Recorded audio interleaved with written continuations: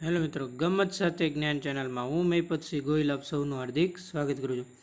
આજે આપણે પ્રોબેશન ઓફિસરની જે ભરતી આવેલી છે એના મોડેલ પેપર નંબર 4 વિશે આપણે વિસ્તૃત માહિતી મેળવીશું. એમાં આપણે 120 પ્રશ્નોની વિસ્તૃત ચર્ચા કરીશું. બરાબર છે. જેમણે આગળના 3 મોડેલ પેપર ના જોયા તે જોઈ લેજો. બરાબર છે. આપણી ચેનલ પર પ્રોબેશન ઓફિસરને એક ફોલ્ડર બનાવી દીધું છે. બરાબર છે. એમાં 3 લેક્ચર છે, મેથ્સ રિઝનિંગના આવી ગયા છે. બરાબર છે. 4 લેક્ચર. જેણે ના જોયા તો એ 4 લેક્ચર જોઈ લેજો. અને આ આપણું મોડેલ પેપર 4 છે. બરાબર છે. એમાં આપણે મુખ્ય વિષય સંબંધિત પ્રશ્નોની ચર્ચા કરીશું. બરાબર છે. જો આપણી ચેનલ પર તમે ફર્સ્ટ ટાઈમ વિઝિટ કરતા હો તો નીચે ડિસ્ક્રિપ્શનમાં લિંક આપેલી છે ગમત સાથે જ્ઞાન ચેનલની ટેલિગ્રામ લિંક. બરાબર છે. એટલે આપણા ગ્રુપમાં જોડવા માગતા હો તો ટેલિગ્રામ ગ્રુપમાં નીચે ડિસ્ક્રિપ્શનમાં લિંક આપી છે, ત્યાં તમે જોડાઈ શકો છો. બરાબર છે. તો ચાલો મિત્રો આપણે આગળ વધીએ. જોઈએ પ્રશ્ન પ્રથમ. કયા વૈજ્ઞાનિકના મતે ધ્યાન એટલે પસંદગી યુક્ત ઉદ્દીપકો પર માનસિક કેન્દ્રીકરણ કરવું? તો કે જેમ્સ ડ્રેવર છે. આમાં રાઈટ આન્સર આવશે બી. જેમ્સ ડ્રેવરના મતે ધ્યાન એટલે પસંદગી યુક્ત ઉદ્દીપકો પર માનસિક કેન્દ્રીકરણ કરવું. બરાબર. સેકન્ડ, ધ્યાનની જનની તરીકે કોને ઓળખવામાં આવે છે? તો કે રસ છે, રસ એને ધ્યાનની જનની તરીકે ઓળખવામાં આવે છે. થર્ડ, સંવેદન એટલે શું? તો કે ચેતનાત્મક અનુભવ એટલે સંવેદન. આપણે જે ચેતના દ્વારા આપણે જે અનુભવીએ છીએ, દુઃખની લાગણી અનુભવીએ, એને સંવેદન કહેવાય એમ. ક્યાં મનોવૈજ્ઞાનિકે ગંધના 6 પ્રકાર આપ્યા છે? તો કે હેનિંગ નામના મનોવૈજ્ઞાનિકે ગંધના મુખ્યત્વે 6 પ્રકાર છે. આ 6 પ્રકાર કોને આપ્યા છે? તો કે હેનિંગ નામના મનોવૈજ્ઞાનિકે છે એ ગંધના 6 પ્રકાર આપ્યા છે. 5મો પ્રશ્ન. પૂરકતાનો નિયમ શેની સાથે સંકળાયેલો છે? તો કે પ્રત્યક્ષીકૃત સાતત્ય સાથે પૂરકતાનો નિયમ છે એ સંકળાયેલ છે. બરોબર છે.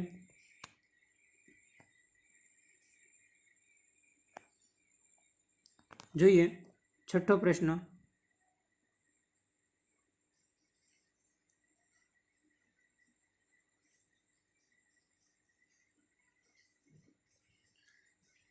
બાહ્ય જગતનું નિરીક્ષણ કેટલા ભાગમાં વહેંચવામાં આવેલું છે? તો કે બાહ્ય જગતનું નિરીક્ષણ છે એ 3 ભાગમાં વહેંચવામાં આવેલું છે: ધ્યાન, સંવેદન અને પ્રત્યક્ષીકરણ. બરોબર છે. 7મો પ્રશ્ન. પ્રત્યક્ષીકરણના સંગઠનનો નિયમ આપનાર મનોવૈજ્ઞાનિકો કયા કયા છે?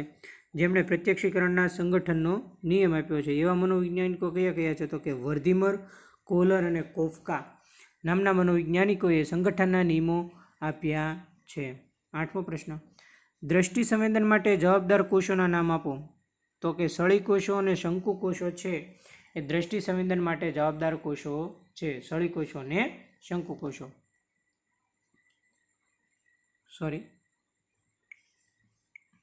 બરોબર. 9મો પ્રશ્ન. ત્વચા દ્વારા કેટલા પ્રકારના સંવેદનનો અનુભવ થાય છે? તો કે ત્વચા દ્વારા 4 પ્રકારના સંવેદનનો અનુભવ થાય છે. 10મો પ્રશ્ન.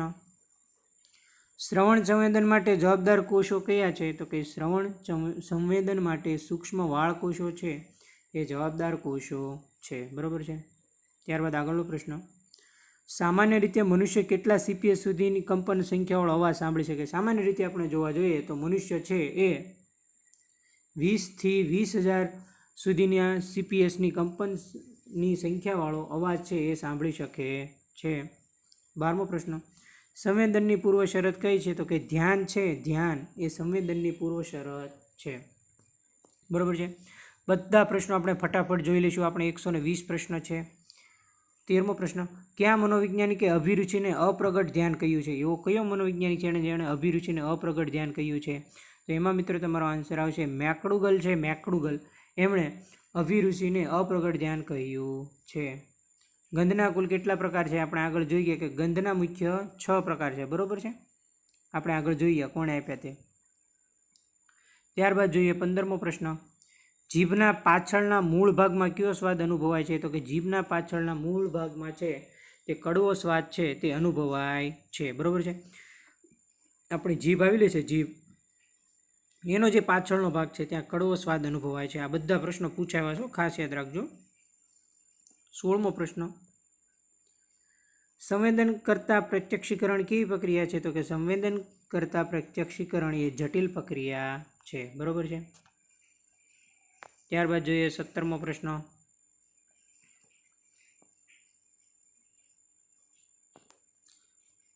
સંવેદનના કુલ કેટલા પ્રકાર છે? તો કે સંવેદનના કુલ 5 પ્રકાર છે. કેટલા પ્રકાર છે સંવેદનના? 5 પ્રકાર છે. સંવેદનના કુલ 5 પ્રકાર છે. 18મો પ્રશ્ન, જીભ પર રહેલા કણોને શું કહે છે? તો કે જીભ પર રહેલા કણોને રસકંદ કહે. જો આપણે જીભ ઉપર જે કણો આવેલા છે, કણો, એને શું કહેવામાં આવે છે? તો કે જીભ ઉપર જે કણો આવેલા છે એને રસકંદ કહેવામાં આવે છે. અને સંવેદનના કુલ કેટલા પ્રકાર છે એમ તમને પરીક્ષામાં પૂછે તો સંવેદનના કુલ 5 પ્રકાર છે. 19મો પ્રશ્ન, આપણી આંખોનો જે સફેદ ભાગ દેખાય છે તેને શું કહેવાય? એને અક્ષિપટલ કહેવાય. આપણી આંખ છે, બરોબર, કીકી આવેલી છે, ઉપરાંત સફેદ ભાગ ફરતો ફરતો દેખાય છે. આ સફેદ ભાગને અક્ષિપટલ કહેવામાં આવે છે.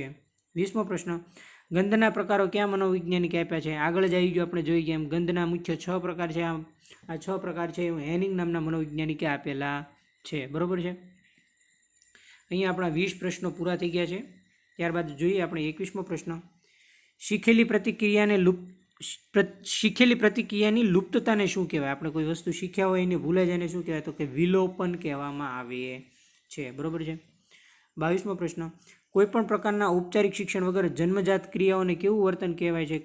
તો કે સાહજિક વર્તન કહેવામાં આવે છે. કોઈપણ પ્રકારનું શિક્ષણ આપ્યા વગર જે જન્મજાત હોય ક્રિયા દ્વારા જે વર્તન કરવામાં આવે એને સાહજિક વર્તન કહેવામાં આવે છે. બરાબર છે. કોઈ પણ પ્રશ્ન હોય તો તમે કોમેન્ટ જરૂર કરજો. બરાબર છે. અનુભવ અને મહાવરાને કારણે વર્તનમાં થતા સાપેક્ષ અને કાયમી પરિવર્તનને શું કહેવાય? તો કે અનુભવ અને મહાવરાને કારણે વર્તનમાં થતા સાપેક્ષ પરિવર્તનને શિક્ષણ કહેવામાં આવે છે. શું કહેવામાં આવે છે?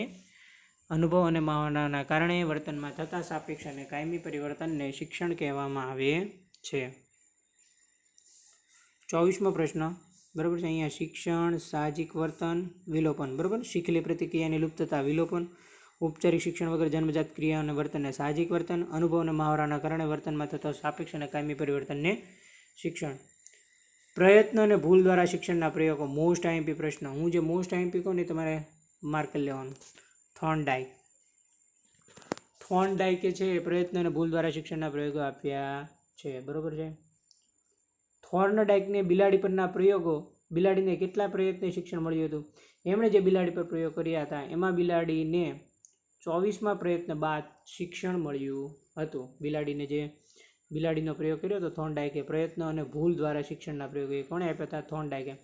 અને આ બિલાડી પર પ્રયોગ કર્યો તેમાં બિલાડીએ 24મા પ્રયત્ન છે એને ખ્યાલ આવી ગયો હતો. 26મો પ્રશ્ન, નીચેનામાંથી ક્યાં વૈજ્ઞાનિકે તબીબી ક્ષેત્રે નોબેલ પારિતોષિક મળ્યું હતું? તો કે પાવલોવ છે તેમને તબીબી ક્ષેત્રે નોબેલ પારિતોષિક મળ્યું હતું.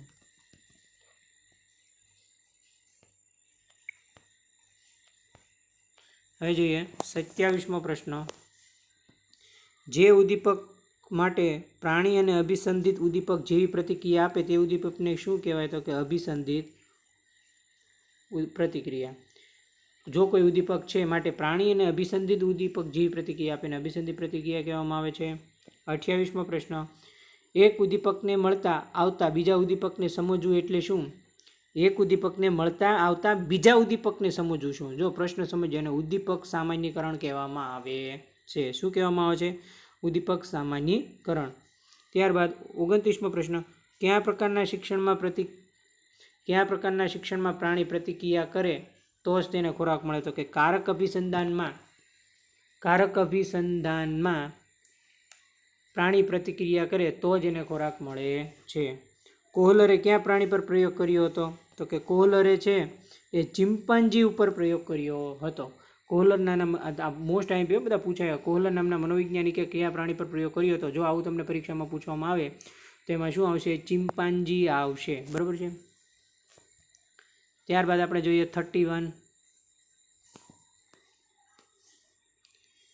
જે ઉદ્દીપક સ્વાભાવિક પ્રતિક્રિયા માટે જવાબદાર હોય તેને શું કહેવાય? તો જે ઉદ્દીપક સ્વાભાવિક પ્રતિક્રિયા માટે જવાબદાર હોય એને અભિસંધિત ઉદ્દીપક કહેવામાં આવે છે. શું કહેવામાં આવે છે? અભિસંધિત ઉદ્દીપક. 32, કોના મતે અનુભવ વગર આંતરસૂઝનો વિકાસ થતો નથી? આવું કોણે કીધું હતું? કે હાર્લો નામના મનોવૈજ્ઞાનિકે એવું કીધું કે અનુભવ વગર છે એ આંતરસૂઝનો વિકાસ થતો નથી. 33 થોર્નડાઇકના ભૂલભુલામણીના પ્રયોગો કોના? થોર્નડાઇકે જે પ્રયત્ન અને ભૂલ દ્વારા અધ્યક્ષ અને થોર્નડાઇકે ભૂલભુલામણીના પ્રયોગો કોના પર કર્યા હતા? તો કે ઉંદર ઉપર કર્યા હતા. થોર્નડાઇકે ભૂલભુલામણીના પ્રયોગો ઉંદર ઉપર કર્યા હતા.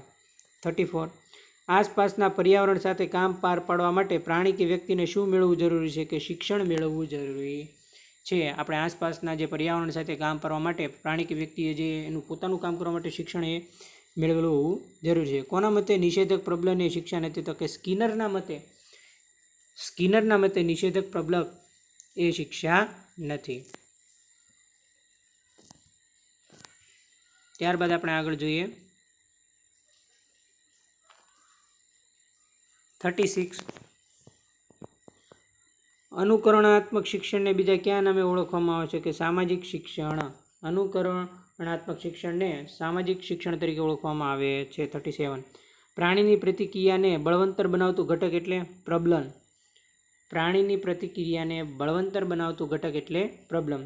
38 બે ઉદ્દીપકો વચ્ચેનો તફાવત પારખવાને શું કહે છે? તો કે ઉદ્દીપક ભેદબોધન.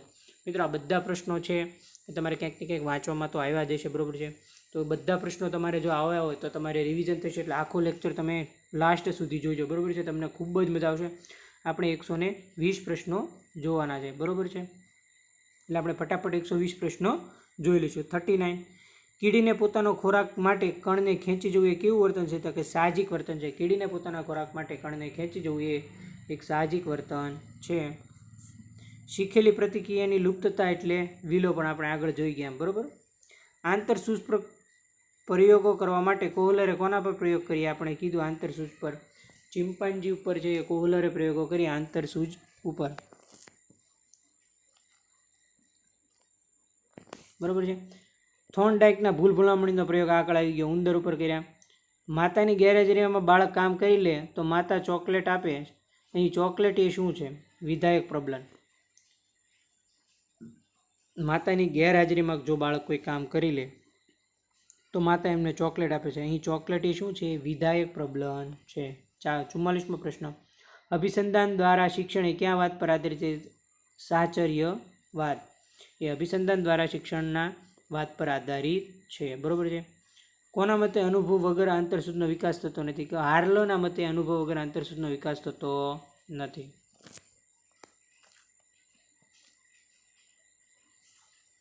46 કોઈપણ શિક્ષણને દઢીકરણ માટે શું જરૂરી છે? કોઈપણ શિક્ષણના દઢીકરણ માટે પ્રબલન જરૂરી છે. પ્રથમ દિવસે સમસ્યા પેટીની કળ શોધતા બિલાડીને કેટલો સમય લાગ્યો હતો? તો કે 160 સેકન્ડ. જે બિલાડી પર પ્રયોગ કર્યો હતો એમાં પેટીમાંથી કળ શોધવા માટે બિલાડીને પ્રથમ સમય 160 સેકન્ડનો સમય છે એ લાગ્યો હતો, બરાબર છે. 48 માનવ જેવું વિકસિત મગજ કયા પ્રાણી પાસે હોય છે? આપણે માનવ જેવું વિકસિત મગજ છે એ કયા પ્રાણી પાસે હોય છે, બરાબર છે. આનો આન્સર તમારે કોમેન્ટમાં આપવાનો છે, બરાબર છે. એકદમ ઇઝી છે. તમે થોડુંક મેં જાણી જોઈને એમાં ટીક નથી કર્યું, બરાબર છે. એ આન્સર તમે કોમેન્ટ આપજો એટલે મને ખબર પડશે કે કેટલા વિદ્યાર્થીએ આખો લેક્ચર જોયો છે, એટલે મેં આનો જવાબ આપ્યો નથી, બરાબર. 49 બુદ્ધિઆંકનો ખ્યાલ કોણે આપ્યો? તો કે બુદ્ધિઆંકનો ખ્યાલ છે સ્ટર્નએ આપ્યો છે. જેમણે ખૂબ ડીપમાં મહેનત કરી છે ને એને આ પ્રશ્નનો જવાબ આવડશે, બરાબર છે. માનવ જેવું વિકસિત મગજ, આ તો જોતા જ ખ્યાલ આવી જાય એમાં કોની પાસે હોય. ત્યારબાદ 50મો પ્રશ્ન કયા મનોવૈજ્ઞાનિકે બુદ્ધિના 3 પ્રકારો આપ્યા છે? જો તમે 3 પ્રકારો કહે તો સ્ટર્નબર્ગ આપે, અને બુદ્ધિઆંકનો ખ્યાલ કહે તો સ્ટર્ન આવે. બુદ્ધિઆંકનો ખ્યાલ કોણે આપ્યો એવું પૂછે કયા મનોવૈજ્ઞાનિક? સ્ટર્ન. અને 3 બુદ્ધિઆંકના પ્રકાર સ્ટર્નબર્ગ. પછી બુદ્ધિ ક્ષમતા માપન કરવાનું સૂત્ર સ્ટર્ન. બુદ્ધિ ક્ષમતાનું માપન કરવાનું સૂત્ર છે સ્ટર્ને આપ્યું હતું. એને બુદ્ધિઆંકનો ખ્યાલ આપ્યો છે અને બુદ્ધિ ક્ષમતાનું માપન કરવાનું સૂત્ર છે સ્ટર્ને આપ્યું હતું. ડન છે? સમજાય છે બધાને? બુદ્ધિ ક્ષમતાનું માપન કરવાનું સૂત્ર સ્ટર્ન. બુદ્ધિ અંગેનો મોસ્ટ આઈમ્પી સ્ટર્નબર્ગ. ત્રિપુટી સિદ્ધાંત બુદ્ધિ અંગેનો સૌપ્રથમ કોણે આપ્યો? તો કે સ્ટર્નબર્ગે આપ્યો હતો. 53 બુદ્ધિની સૌપ્રથમ વ્યાખ્યા છે એ આપવાનો પ્રયાસ કોણે કર્યો હતો? તો કે એબિંગહોસે છે એ બુદ્ધિની સૌપ્રથમ વ્યાખ્યા આપવાનો પ્રયાસ કર્યો હતો. કોણે કર્યો હતો બુદ્ધિની સૌપ્રથમ વ્યાખ્યા આપવાનો પ્રયાસ? એબિંગહોસ. લેખકોમાં કયા પ્રકારની બુદ્ધિ વધુ પ્રગટ થાય છે? તો કે લેખકોમાં ભાષાકીય બુદ્ધિ છે સૌથી વધુ પ્રગટ થાય છે. 55. પ્રતિભા સંપન્ન વ્યક્તિઓનો અભ્યાસ 1925માં કોણે શરૂ કર્યો હતો? તો કે ટર્મને.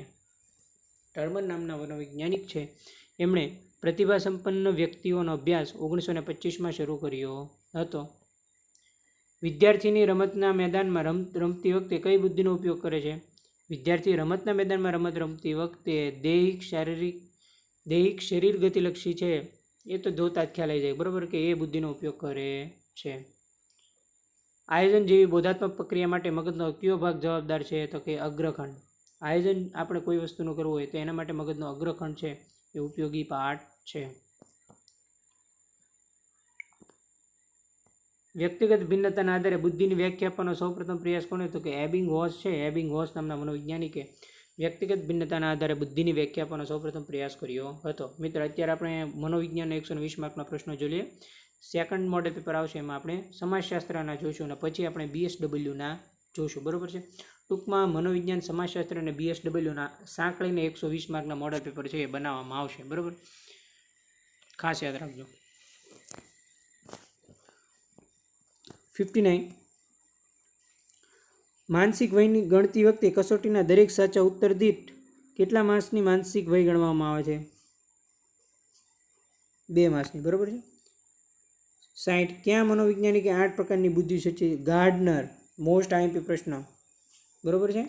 તમને પરીક્ષામાં પૂછે કે એવો કયો મનોવૈજ્ઞાનિક છે કે જેમણે 8 પ્રકારની બુદ્ધિ સૂચવી? તો કે ગાર્ડનર. 61.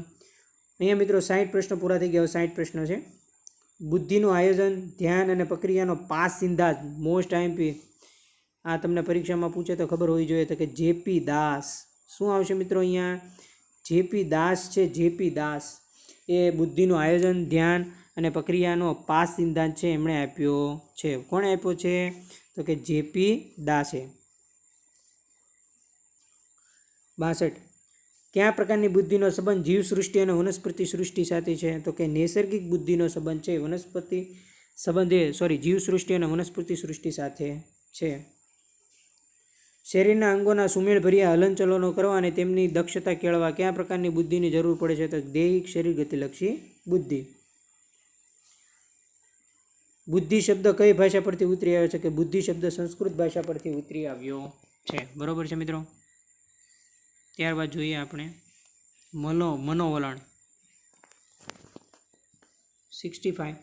મનોવલણ પ્રત્યક્ષ પરોક્ષ રીતે આપણામાં કોના દ્વારા પ્રગટ થાય છે? તો કે વર્તન દ્વારા છે મનોવલણ છે એ પ્રગટ થાય છે. મનોવિજ્ઞાનની સ્વતંત્ર અને વ્યવહારિક શાખા કઈ છે? સમાજલક્ષી મનોવિજ્ઞાન એ મનોવિજ્ઞાનની સ્વતંત્ર અને વ્યવહારિક શાખા છે, બરોબર છે. 67.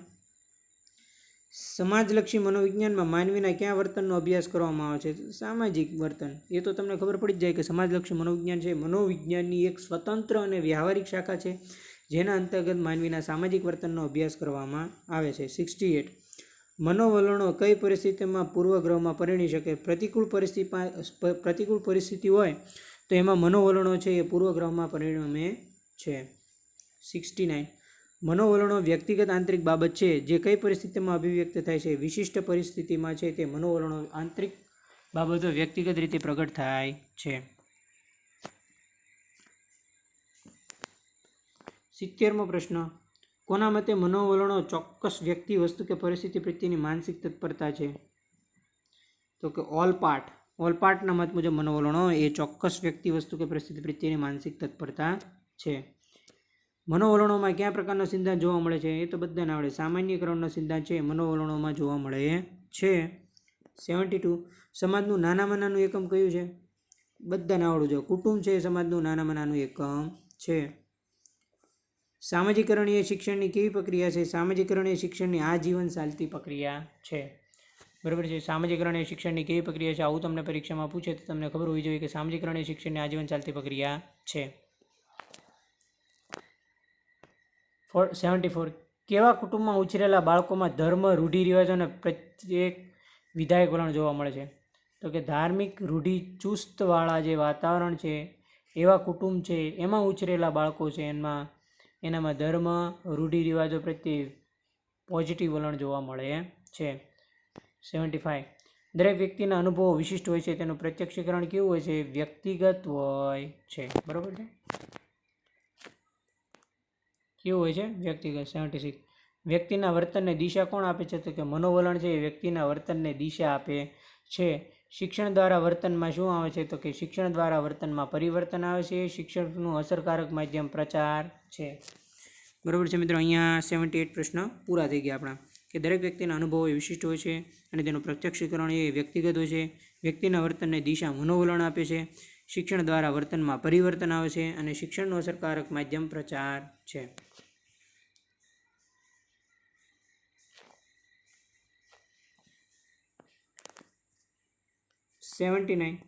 માનવીના મનમાં રૂઢ થયેલા ખોટા ખ્યાલોને શું કહેવાય? મેં તમને કીધું એમ, ખોટા ખ્યાલો એને મનોવલણ કહેવામાં આવે છે. 80મો પ્રશ્ન.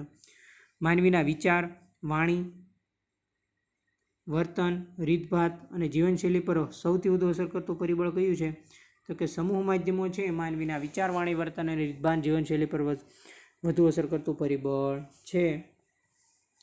વિવિધ વ્યક્તિ, વસ્તુ, પરિસ્થિતિ કે બનાવ પ્રત્યે જે ખ્યાલો બંધાય છે તેને શું કહેવામાં આવે છે? તો કે એને મનોવલણ કહેવામાં આવે છે. જે વિવિધ વ્યક્તિ, વસ્તુ, પરિસ્થિતિ કે બનાવ પ્રત્યેના ખ્યાલો બંધાય છે એને મનોવલણ કહેવામાં આવે છે. મનોશારીરિક વર્તનની માનસિક તત્પરતા એટલે મનોવલણ, અને મનોવલણો જન્મજાત નહીં પરંતુ સંપાદિત થયેલા હોય છે. બરાબર છે મિત્રો, આ બધા GCRT ટેક્સ્ટ બુક આધારિત પ્રશ્નો છે, એટલે તમારે વાંચવા હોય તો તમને મનોવિજ્ઞાનની ટેક્સ્ટ બુક છે એ પણ તમે વાંચી શકો છો. સમાજશાસ્ત્ર ધોરણ 11-12 મનોવિજ્ઞાનની ટેક્સ્ટ બુક વાંચી શકો છો, એમાં પણ તમને આ પ્રશ્નો જોવા મળશે. મોડેલ પેપરમાં પણ એ જ પ્રશ્નો લીધા છે એટલે તમારે રિવિઝન થઈ જાય. બરાબર છે, એટલે આખું મોડેલ પેપર જોજો એટલે તમારે એ બાને રિવિઝન થઈ જાય છે. બરાબર છે. મનોવિજ્ઞાનની માનસિક તત્પરતા એટલે મનોવલણ. મનોવલણો જન્મજાત નહીં પરંતુ સંપાદિત હોય છે. માતા પિતા, ભાઈ ભાંડુ સાથે વિધાયક પારસ્પરિક આંતરક્રિયા પ્રયાસને સહકારથી બાળકમાં શું વિકસાવે છે? તો કે વિધાયક મનોવલણ છે એ વિકસાવે છે. બરાબર છે. 85. સામાજિક રીત રિવાજો, મૂલ્યો, રહેણી કહેણી, વિચારસરણી આત્મસાત કરવાની પ્રક્રિયાને શું કહેવાય? તો કે સામાજિકરણ કહેવાય છે. વર્તમાનપત્રો, ટેલિવિઝન, ટેલિફોન, મોબાઈલ, ઇન્ટરનેટ વગેરે શાના સાધનો છે? તો સમૂહ માધ્યમો છે. શું કહેવાય? સમૂહ માધ્યમોને.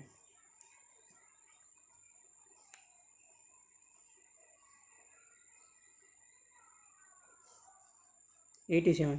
તિરસ્કાર, ધૃણા, ધિક્કાર જેવી બાબતો બાળકમાં શું વિકસાવે છે? તો કે નિષેધક મનોવલણ છે એ આ બધી બાબતો વિકસાવે છે.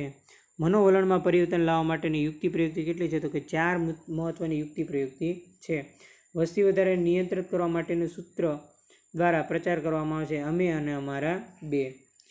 ક્યાં મનોવૈજ્ઞાનિકે રૂઢિચુસ્ત કુટુંબની કોલેજની યુવતીઓના વલણોના પરિવર્તન લાવવાના પ્રયોગો સફળતા મેળવી હતી? તો કે ન્યુકોમ્બ નામના મનોવૈજ્ઞાનિકે રૂઢિચુસ્ત કુટુંબની જે કોલેજની યુવતીઓ હતી એના વલણમાં પરિવર્તન લાવવાના પ્રયોગો કર્યા હતા.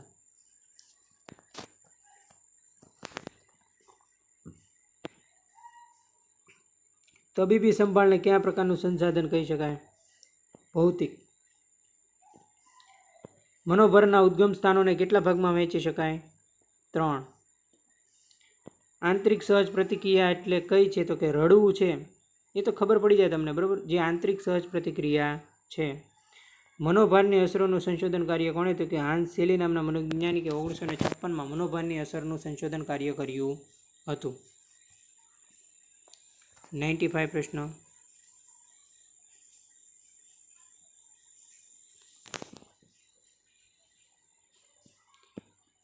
વ્યક્તિમાં રહેલી આવડતને કયા પ્રકારનું સંસાધન કહેવાય? તો કે વ્યક્તિમાં રહેલી આવડતને વ્યક્તિગત સંસાધન કહેવાય છે. 96. કોના મત મુજબ માનસિક સ્વાસ્થ્ય એટલે તંદુરસ્ત વ્યક્તિત્વ વિકાસ અને માનસિક રોગોના હુમલાથી બચવા માટેનો વ્યવસ્થિત વૈજ્ઞાનિક પ્રયત્ન? તો આવું કોણે કીધું હતું? કે જેસી કોલમેન નામના મનોવૈજ્ઞાનિકે એવું કીધું કે માનસિક સ્વાસ્થ્ય એટલે તંદુરસ્ત વ્યક્તિત્વ વિકાસ અને માનસિક રોગના હુમલાથી બચવા માટેનો વ્યવસ્થિત વૈજ્ઞાનિક પ્રયત્ન. જેસી કોલમેન. 97. માનસિક રીતે સ્વસ્થ જીવન જીવવા માટે વ્યક્તિએ શેમાં પરિવર્તન કરવું પડે? જો તમારે તંદુરસ્ત માનસિક રીતે જીવન જીવવું હોય તો તમારે જીવનશૈલી છે તમારી એમાં તમારે પરિવર્તન લાવવું જોઈએ. દરેક વ્યક્તિએ રોજની ઓછામાં ઓછી કેટલી મિનિટ વ્યાયામ અને રમતગમતને ફાળવવી જોઈએ? તો કે 40 મિનિટ છે એ તમારા રોજની ઓછામાં ઓછી તમારે કસરત પ્રત્યે ફાળવવી જોઈએ. માનવજાતને ભારતની અપ્રતિમ ભેટ કઈ છે? ધ્યાન અને યોગ એ માનવજાતને ભારતની અપ્રતિમ ભેટ છે. કયા પ્રકારના મનોભારની સ્થિતિમાં વ્યક્તિનું પ્રત્યક્ષીકરણ મર્યાદિત બને છે? આમાં એકેયમાં નહીં આવે. બરાબર. 101મો પ્રશ્ન. સ્વજન તરફથી મળતી સહાય કયા પ્રકારનું સંસાધન કહેવાય? સામાજિક સંસાધન. મિત્રો અહીંયા 101 પ્રશ્ન પૂરા થઈ ગયા છે. બરાબર છે. બધા પ્રશ્નોની PDF છે હું આપણા ગ્રુપમાં મૂકી દઈશ, ત્યાં તમે જોઈ લેજો. બરાબર છે. કયા પ્રકારના મનોભારનો નિષેધક અસરથી સૌથી તીવ્ર હાનિકારક હોય છે? મોટા આઘાતજનક બનાવો બન્યા હોય આ મનોભારની નિષેધક અસર છે સૌથી વધુ તીવ્ર અને હાનિકારક હોય છે. વિશ્વ યોગ દિવસ તો બધાને ખબર છે કે 21મી જૂન છે તે વિશ્વ યોગ દિવસ છે. 104મો પ્રશ્ન. નૈતિક મૂલ્યોનું ધોરણ નીચું હોય તેવું અસાધારણ છે એવું વ્યાખ્યા કોણે આપી? તો કે જેસી કોલમેને આપી છે. આંતરરાષ્ટ્રીય સ્તરે માનસિક લક્ષણોના વર્ગીકરણની સંસ્થા કઈ સંસ્થા દ્વારા દર્શાવવામાં આવે છે? WHO. WHOનું ફૂલ ફોર્મ તમારે કોમેન્ટ કરવાનું છે. એ તો બધાને આવડવું જોઈએ, એકદમ ઇઝી છે. બરાબર. જો તમને એનો અર્થ ના આવડતો તો તમારી જે મહેનત કાચી કહેવાય. બરાબર. DSM વીનું વર્ગીકરણ કયા વર્ષે પ્રકાશિત થયું? કે 2013માં.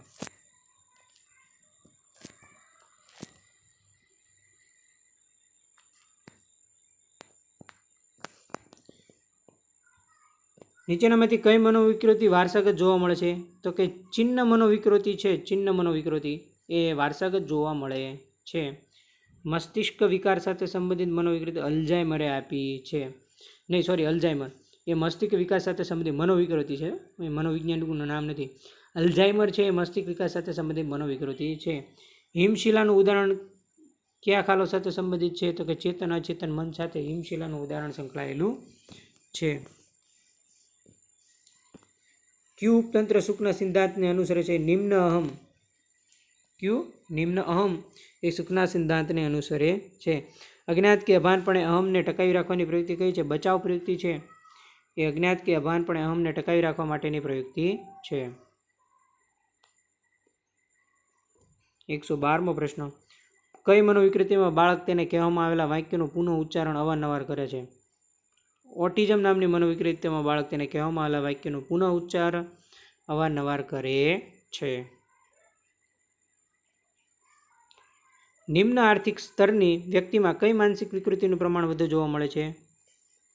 બરાબર છે. તો કે હિસ્ટેરિયા નામની જે આર્થિક વિકૃતિ છે, સોરી, માનસિક વિકૃતિ હિસ્ટેરિયા નામની, એ નિમ્ન આર્થિક સ્તરની વ્યક્તિમાં એ આનું નિર્માણ થાય છે કે એનું વધુ પ્રમાણ જોવા મળે છે. મનોવિશ્લેષણાત્મક પ્રતિમાન કયા મનોવૈજ્ઞાનિકની વિચારધારા પર આધારિત છે? સિગમન્ડ ફ્રોઇડ. મનોવિશ્લેષણાત્મક પ્રતિમાન એ સિગમન્ડ ફ્રોઇડની નામના મનોવૈજ્ઞાનિકની વિચારધારા પર આધારિત છે. મનોજાતીય વિકાસમાં 2 થી 3 વર્ષ સુધીની કઈ અવસ્થા હોય છે? ગુદાવસ્થા હોય છે. ઉપરી અહમને ઠેસ પહોંચે તેવા કોઈ પણ કાર્ય કરતી વખતે ઉદ્ભવતી ચિંતાને કઈ ચિંતા કહેવામાં આવે છે? તો કે ઉપરી અહમને ઠેસ પહોંચે એવા કોઈ પણ કાર્ય કરતી વખતે ઉદ્ભવતી ચિંતાને નૈતિક ચિંતા કહેવામાં આવે છે. છેલ્લા 4 પ્રશ્નો.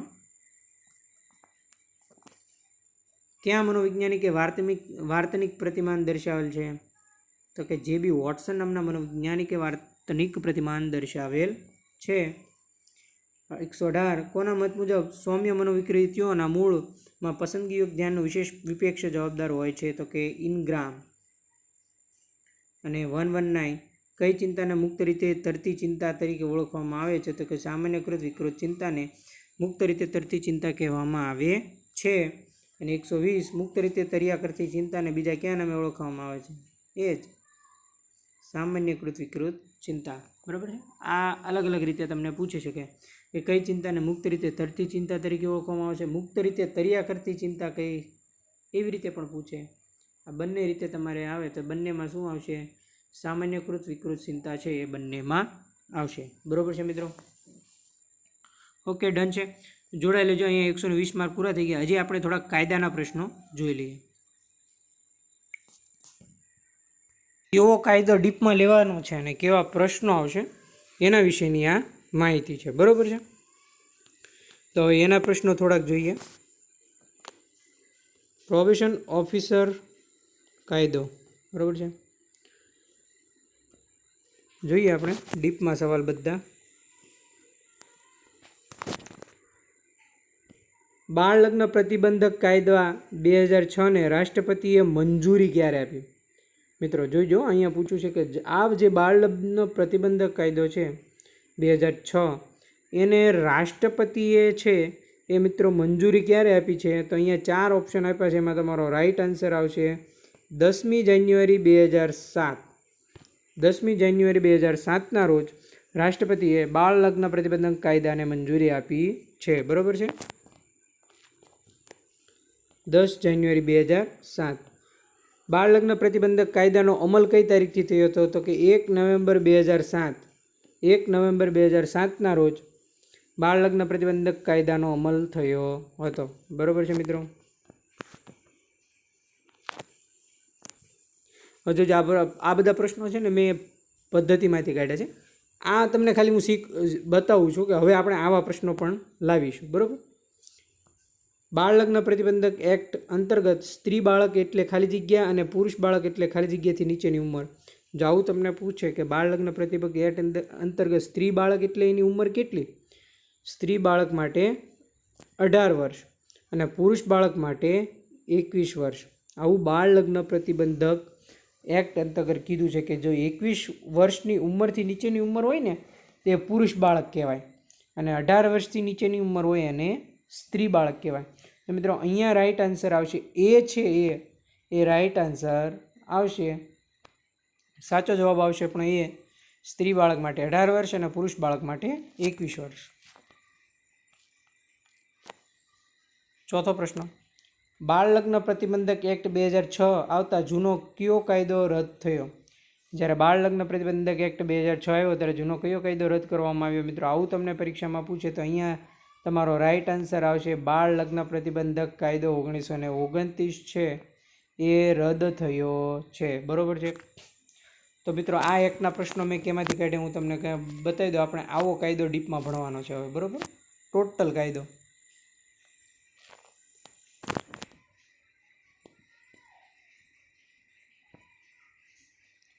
બાળ લગ્ન પ્રતિબંધક અધિનિયમ, બરાબર. 10મી જાન્યુઆરી 2007ના રોજ એનો અમલ થયો. 10 જાન્યુઆરી 2007ના રોજ રાષ્ટ્રપતિએ મંજૂરી આપી. આ કાયદો બાળ લગ્ન અને તેની સાથે સંકળાયેલ બાબતો તથા આનુષંગિક એવી બાબતો થતી અટકાવવા માટેની જોગવાઈ માટે છે. જે બાળ લગ્નો અટકાવવા માટેની જોગવાઈ છે એ બાળ લગ્ન પ્રતિબંધક અધિનિયમમાં કરવામાં આવી છે. ભારતના પ્રજાસત્તાકના 57મા વર્ષમાં સંસદ દ્વારા નીચેના પ્રમાણે કાયદો બનાવવામાં આવ્યો હતો. આ અધિનિયમ છે એ બાળ લગ્ન પ્રતિબંધ અધિનિયમ 2006 તરીકે ઓળખાશે, બરાબર છે.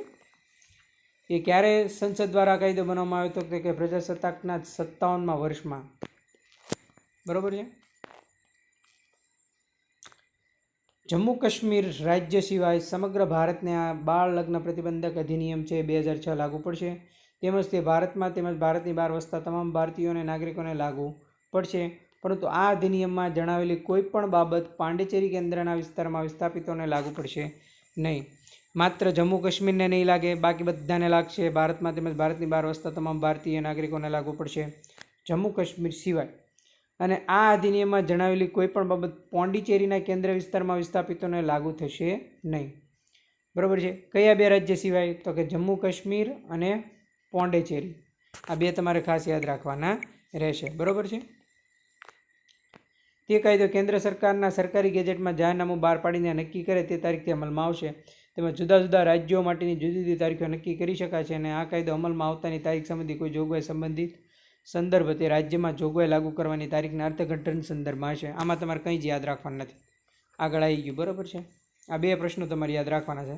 એટલે મેં એ 2 પ્રશ્નો જ કાઢી નાખ્યા. એટલે તમને આવું જે અમુક કાયદાની ભાષા હોય ને કાયદામાં, એ તમને ખબર ના પડે કે શું કહેવા માગે છે, બરાબર છે. એક તમારે આ યાદ રાખવાનો.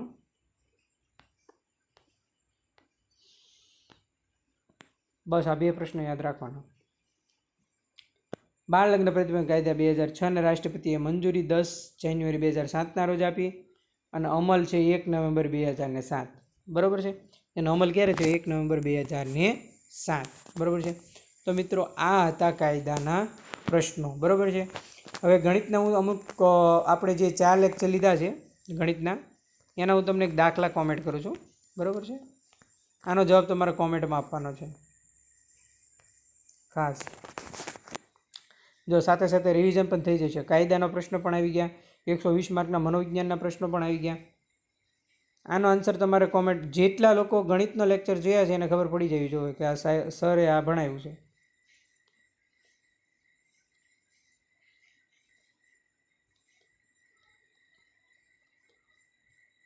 આનો આન્સર તમારે કોમેન્ટમાં આપવાનો છે. બરાબર, કોમેન્ટ.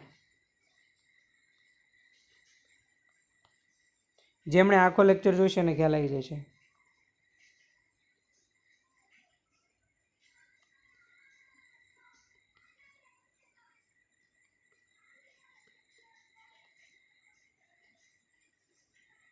આનો આન્સર કોમેન્ટમાં આપવાનો છે 3 દાખલાનો.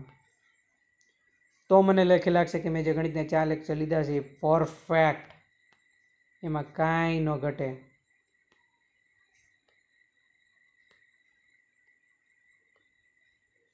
જો આનો આન્સર તમે આપી દેશો તો મને ખૂબ જ એમ થાય છે કે મેં મહેનત કરાવી છે વિદ્યાર્થીઓની, એ લેખે છે. બરાબર છે, એકદમ 100% લેખે છે.